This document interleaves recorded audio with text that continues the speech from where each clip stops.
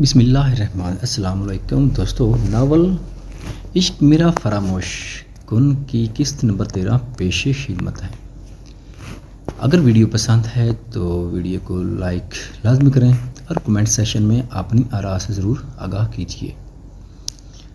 عشق تے روگتا کدے نہ دارو، عشق دے روگ اولے، عقلاں شکلاں والے کیتے عشق نے کملے چھلے، رسوائیاں تے خواریاں باجو کچھ نہیں عشق دے پلے، او برباد ہوئے ہر گھر حافظ جڑے عشق گھر نے ملے، کتھے عشق دا روگ نہ لا بیٹھی، تند چرکھے پویں پل جائیں گے، وچ دریا دے رول پھل جائیں گے، ارے باہر نہ کدرے چاہ بیٹھی، کدے عشق دا روگ نہ لا بیٹھی۔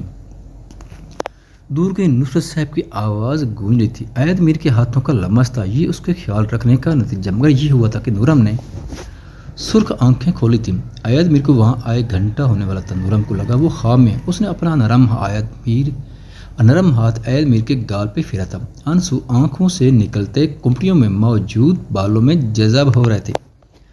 سبز آنکھیں سوگوار تھیں، سبز آنکھیں پریشان تھیں، سبز آنکھیں اداس تھیں۔ عید میر نے اس کا ہاتھ اپنے گال سے ہٹا کر بے خودی میں لبوں سے لگایا تھا، وہ نہیں جان سکا تھا کہ اس کی آنکھ سے ایک آنسو ٹپکا نورم کے ہتھیلی میں جذب ہو چکا تھا۔ زنجیریں، خون، ماتم، آنسو، کتنی تصویریں تھیں جو سامنے بیٹھے لڑکے کے ذہن میں آئی تھیں۔ اس نے یکدم نورم کا ہاتھ چھوڑا تھا اور کھڑا ہو گیا۔ سرخ آنکھیں درد کا پتہ دیتی، مگر وہ یہاں رونے نہیں رلانے آیا تھا، اسے یاد کرنا پڑا۔ نورم، عید میر نے اس کے کان میں کہا تھا۔ اس بار نورم نے پوری آنکھیں وا کی تھی، آپ بخار کم ہوا تھا، وہ اٹھنے لگی۔ لیٹی رہو تم، عید میر نے اسے منع کیا، آپ کو پتہ کیا ہوا؟ وہ پھر سے سسک رہی تھی، میں نے بہت غلط کیا میر، بہت، ایسے نہ، اس کی وجہ چہرے پر نظریں ڈال کر بولی تھی، نہیں تم نے کچھ غلط نہیں، تم نے سچ کا ساتھ دیا، حق کا، اور حق کا ساتھ دینے والے تکلیف تو دیکھتے ہیں۔ عید میر اسے تھوڑے فاصلے پر بیٹھا اسے سمجھا رہا تھا، مگر مجھے ہر انصاف، ہر حق سے زیادہ اپنا بھائی پیارا ہے۔ نورم نے ایک جلد میں اسے بہت کچھ سمجھا دیا تھا، وہ جلدی ٹھیک ہو جائے۔ عید میر نے دلاسا دیا تھا، مگر سامنے بیٹھا وجود دلاسوں پہ نہیں ماننے والا تھا۔ اب مجھے یہاں سے لے چلو میر، وہ جو اس نے بات کی تھی وہ سامنے بیٹھے مرد کو سر سے پیر تک ہلا گئی تھی۔ نورم کا چہرہ جھکا ہوا تو وہ اذیت میں تھی، صاف نظر آ رہا تھا، ہاں لے جاؤں گا جلدی، مگر ایسے نہیں۔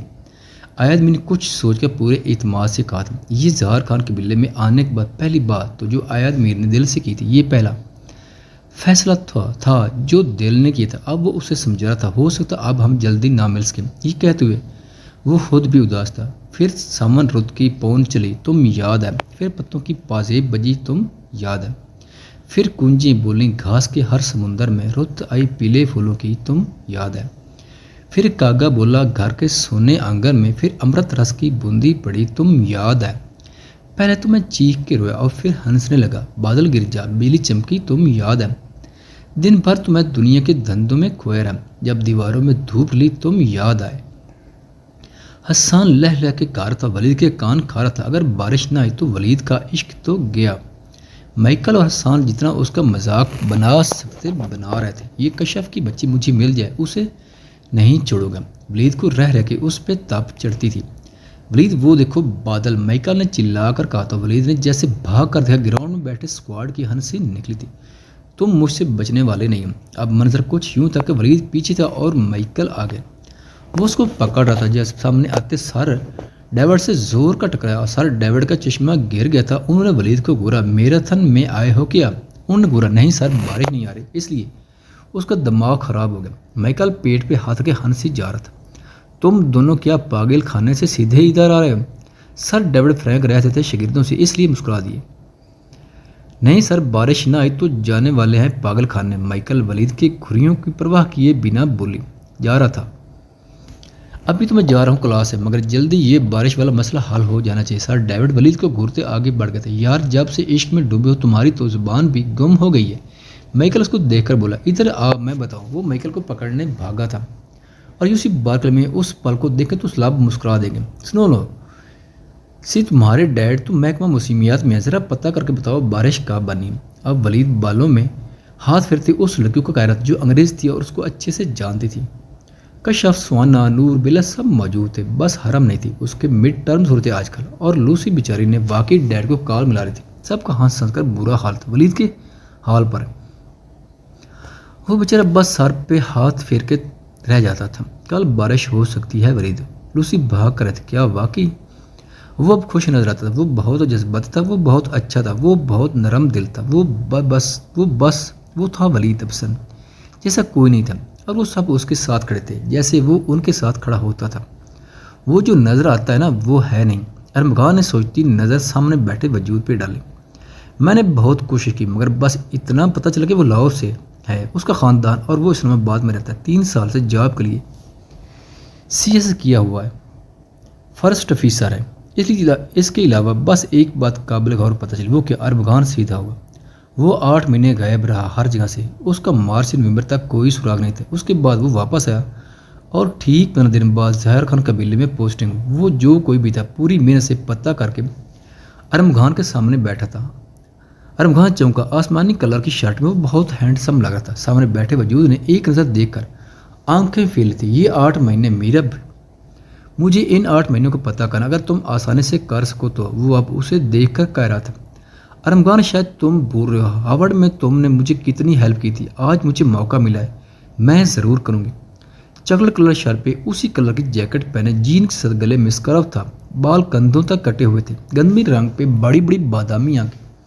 وہ پروسیکیوٹر میرب سلطان تھی، ارمغان کی واحد فیمیل دوست تھی۔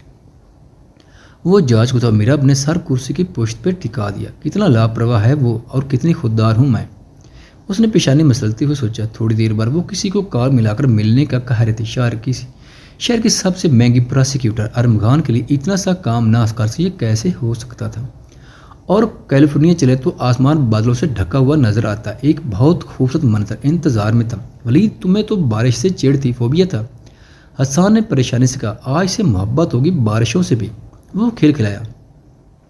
حسان نے نظر ہٹا لی کہیں اسے نظر نہ لگ جائے۔ اس وقت ایسا ہی لگ رہا تھا، وہ حرم کے سامنے پوری فوج کے ساتھ کھڑا تھا چہکتا ہوا۔ سنو، میں بارش بھی لے آیا اور بادلوں سے لڑ کر، اب تو مان جو وہ شرارتوں بھری خوشیوں بھری ایک کہانی کی شروعات تھی۔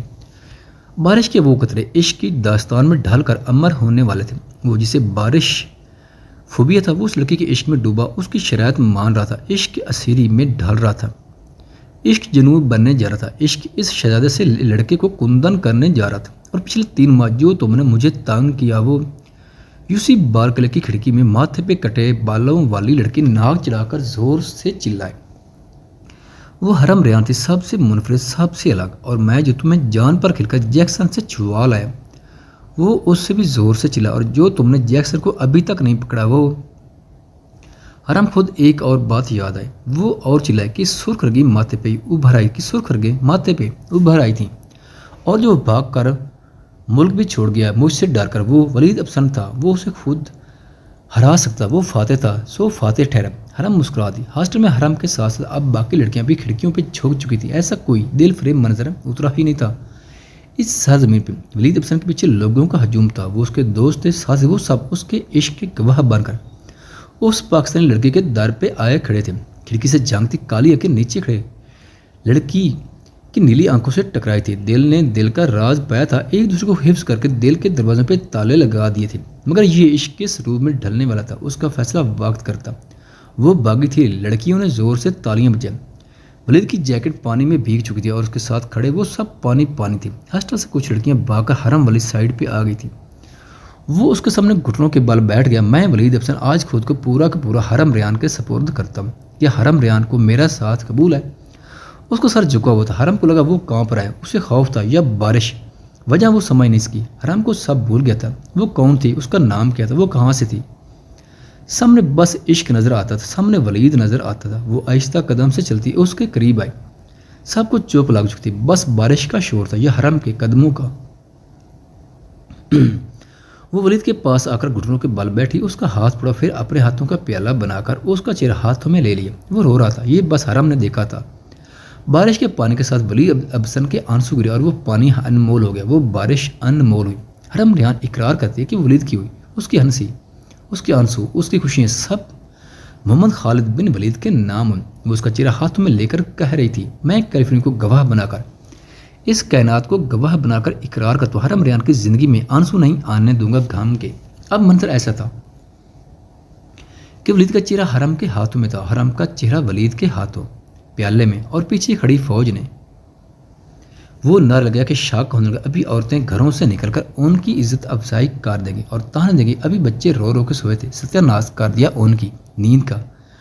मगर ये पंजाब तूने हराम ने सोचा और खेल खिला दी। मोहब्बत के सभी मराहल तय हुए, इश्क ने पर फैलाए और किस्मत तन से मुस्कुराई थी। वो दोनों बेखबर थे। कश्यप ने आहिस्ते से पैर पीछे किए थे। वो दोनों भीग चुके थे और बारिश थी कि रोक नहीं रही थी। जब हम पहली बार मिले तो बारिश थी। वो उसको आंखों में समोकर बोला, जब तुमने मुझे थप्पड़ मारा था उसने मुंह बसोर उफ क्यूट हरम, और तुमने मुझे गले लगाया था, वलीद ने कान में कहा था, और वो गोल से लाल हुई थी तो तुम्हें मुझसे कुछ वादे करने होंगे। माथे पे कटे बालों से टपकता पानी उसके खूबसूरत गालों पे गिरता। वलीद बस उसे देख रहा था। आज वो पाकिस्तानी जान भी लिखवाती तो वो लिख के दे देता। हाँ बोलो, कौन सा वादा? वलीद की तरफ से सवाल हुआ। पाकिस्तान जाकर मेरे साथ गोल गप्पे खाओगे? पंजाबिन ने जवाब दिया और दब जोर के हंसे। मैं तुम्हारे लिए गोल गप्पों की मार्केट खोल दूंगा वहाँ, जिस कदर मान से कहा गया था। जवाब इतना खूबसूरत था। और जब मैं टीवी देखूँ तो रिमोट भी नहीं मांगोगे, और जब मैं अपने दोस्तों के घर जाऊँगी मेरे साथ मैचिंग कपड़े पहनोगे, और मेरे साथ रात को सड़कों पे पैदल रेस लगाओगे, और जब मुझे डांटोगे मनाओगे भी खुद, और जब मैं लड़ूंगी तो तुम चुप रहोगे। और वो शुरू हुई तो बोलते ही गए।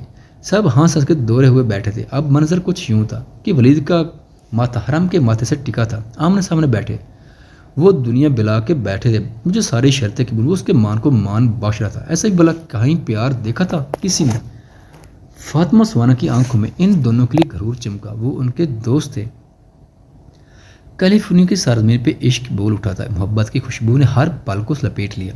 वलीद, तुम्हारी तबीयत खराब हो जानी है। हसन को फिक्र थी उसकी, नहीं होगी आज के बाद। अब वो हरम का हाथ पकड़कर खड़ा था। सब फिराक में मलबूस। हरम उसके साथ खड़ी गुड़िया लगती थी।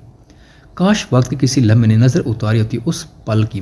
उसका कॉलेज छोटा दोस्त, उसका कॉलेज छोटा, दो झूठ बहर आ जन्ना छूटा, और वो कैद हुई सोने के इस महल में जो ज़ाहर खान की बेली थी। पीले जोड़े में बलबूस वो बहलान में बैठी थी। जब अरम खान ने इधर कदम रखा वो सरसों का फूल लाग रही थी। बहरान सी आंखें। अरम खान को लगा उसका दिल किसी ने मुट्ठी में लेकर बिंचा। वो फौरन किचन गया। शकूरा, हमीदा नूरम ने कुछ खाया था क्या? वो थोड़ा झिझक के पूछ रहा था। इश्क ने उस लड़की को किस मोड़ पे ला खड़ा किया। कौन जानता था? नहीं साईं, बीबी तो पानी भी नहीं ढंग से पीती हैं। शकूरा फौरन बोली, उसे खाना लाजमी खिलाना, जो हो जाए वो भूखी ना सोए। अरम खान सुर्ख पड़ती आंखों से शकूरा को हिदायत देकर निकल गया था। और रात का मंजर था नूरम के कमरे का। वो परेशान थी, वो मुजमहल थी, उसके साथ कोई नहीं था। शकूरा ने ज़बरदस्ती उसे खाना खिलाया था। रात का कोई पहर था। जब वो डर के बैठ गई उसे लगा कमरे में कोई था। नूरम, किस कदर खूबसूरत आवाज़ सुनी थी उसने। अम्मी, वो चिल्लाई। हाँ मेरी बेटी, मैं तुम्हारी माँ। अब कोई औरत सफ़ेद कपड़ों में मलबूस उसके सामने बैठती, और ये वो पहला नफसियाती हमला था जो उस लड़की पे हुआ था। वो मरीज़ इश्क से दिमागी मरीज़ बनने जा रही थी। कौन जानता था नूरम जहांगीर की किस्मत है। ख़वातीन व हज़रात, वीडियो देखने का शुक्रिया। अगर वीडियो पसंद आए तो चैनल को सब्सक्राइब करें और साथ ही बेल के आइकन को लाजमी प्रेस करें ताकि आपको आने वाली वीडियोज़ के अपडेट सबसे पहले मिल सकें। खुदा हाफिज़।